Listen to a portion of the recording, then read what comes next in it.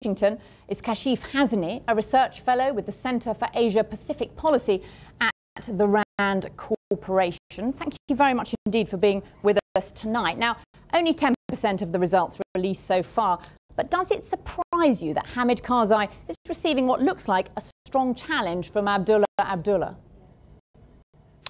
No, it is not a surprise at all. The kind of reputation Mr. Karzai has been enjoying in the past years, I think the results which we have had so far does signify the same image he has had in the last couple of years at least.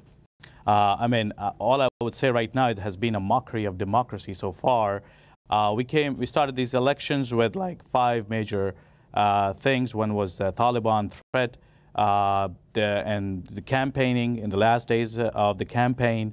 And we had the concerns about irregularities in the fraud in the elections, and then we had the couple of things to take care of post-elections. And I think we haven't met any of those so far. So it has been quite disappointing. Yes, but what do you make of the results so far? I mean, do you think it's going to be repeated across the country, or do you expect big regional variations here? Well, as we know that the results from the South hasn't come so far, where Mr. Karzai enjoys much more popularity, I would say this lead would increase, but we have doubts of the results, that if these have been rigged, then these elections doesn't signify much. So do you think the whole legitimacy of this election is now in question, that it's in effect meaningless?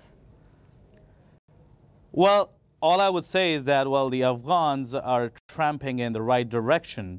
They started off well, but yes, it has been very difficult election so far, and the legitimacy question, I think, is still, we have to see the 90% when they come in, the results.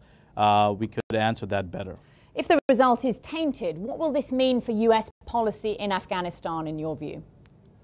Well, as I mentioned earlier, these elections and whatever be the outcome doesn't mean much to the policies of the international forces operating within Afghanistan.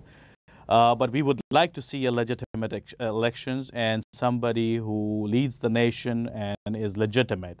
So all we want is a change in Afghanistan, and it doesn't mean that Mr. Karzai is re-elected, been governing the country. Kashif Hasnie, thank you very much indeed for that analysis there of what we know so far from Afghanistan.